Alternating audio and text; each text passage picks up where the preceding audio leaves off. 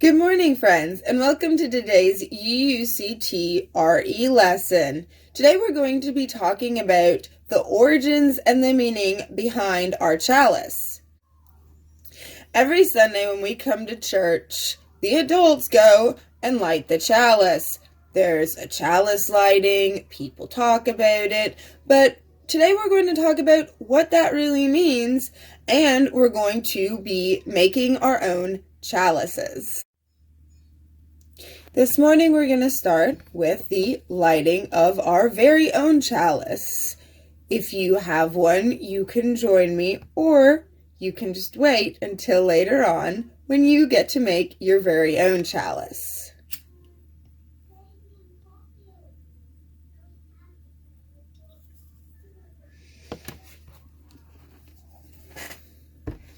In our time of grief, we light a flame of sharing, the flame of ongoing life. In this time, when we search for understanding and serenity in the face of loss, we light this sign of our quest for truth, meaning, and community.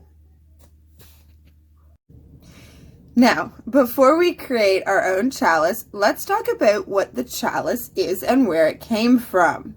So traditionally, the UU Chalice is a cup with a stem and a foot at the bottom. You see this everywhere, in tapestries, in drawings, and even in the chalice that we light every morning on Sundays. Now, it came from Austria during World War II, when Hans Dutch, an Australian artist, first brought the flame and chalice together as a UU symbol while working with the Unitarian Service Committee. Now, he used this chalice as a way to help Unitarians, Jews, and other undesirables escape out of Nazi-occupied Germany. To Dutch, the image had connotations of sacrifice and love. Over time, this meaning has, of course, changed. To many UUs today, it can mean things like the light of reason, the flame of hope, and the warmth of community. I'm sure you recognize these words from many of the chalice openings that we have read and listened to over the years.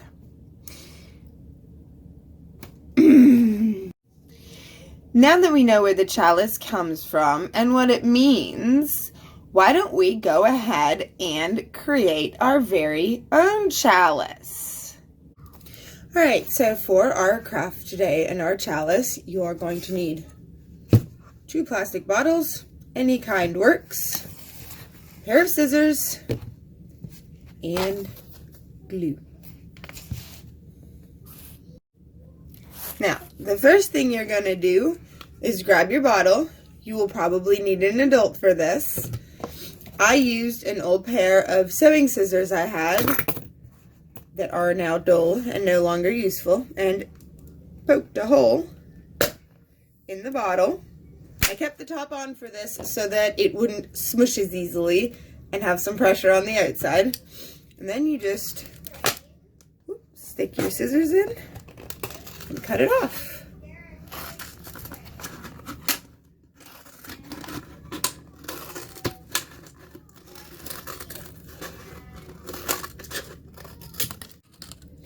Now that you've done that, you should have your 2 bottle tops. So we're going to take those and make sure they are standing straight. If they're not, go ahead and trim them off a little bit. That's why we wanted to go ahead and cut them bigger than we needed.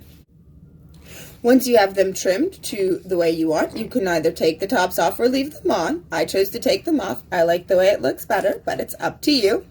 Then go ahead and add some glue to the top rim or the bottle cap, as it may, and glue them together. Once the glue is dried, you can either paint them or leave them as is. Go ahead and send me pictures of your chalices and we can put them in the beginning of the next video. If you want, you can send me a video of yourself lighting the chalice and we can use that for our chalice lighting in the next video. Now I'm going to start our circle of lights by lighting my candle and sharing my joy, concern, or milestone.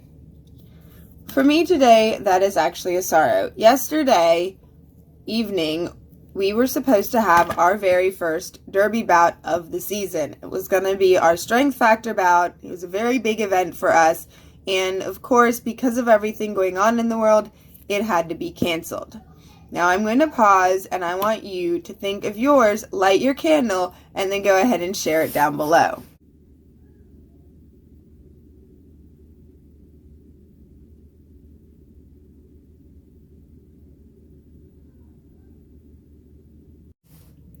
Thank you for sharing. Now go ahead and make sure you turn them out or blow out the candle if an adult let you use the real thing. Now that we've talked about the chalice and we have made our own, I want to know what your version of the chalice would look like. So grab some paper, some crayons or colored pencils, and sit down and start drawing your own chalice that you can show us later while I read the story by Janine K. Grosmeyer, adapted from Circles of Light, The Flaming Chalice. In the dark nights and the darker days of World War II, guns blazed all over Europe and airplanes dropped death from the sky. Many people tried to escape from the war. These people were called refugees. Some Unitarians in the United States decided to help the refugees and formed the Unitarian Service Committee. The committee members went to Europe to try and bring refugees safely out of the war.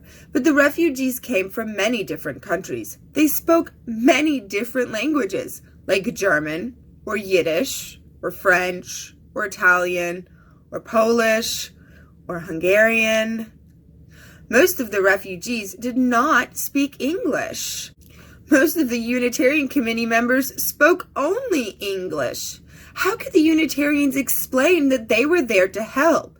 It was difficult for the refugees to understand them.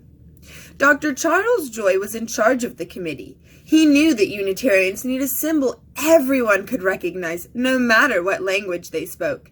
It would have to be a picture, a symbol with no words. That way anyone could understand the message, "We are here to help you." Dr. Joy asked an artist named Hans Deutsch for help. Hey, didn't we just talk about him? Maybe an artist could draw the right kind of picture that could be a symbol for the Unitarians. The two men met in Portugal. Mr. Deutsch understood why a picture would be helpful. He had come from Austria, but now he was a refugee because of the war. In Portugal, people speak Portuguese. Mr. Deutsch was used to speaking German. Mr. Deutsch made a German of a chalice with a flame, surrounded by a circle. He showed it to Dr. Joy. The symbol really worked. Soon refugees all over Europe began to see this symbol wherever the Unitarian Service Committee went to find and help them.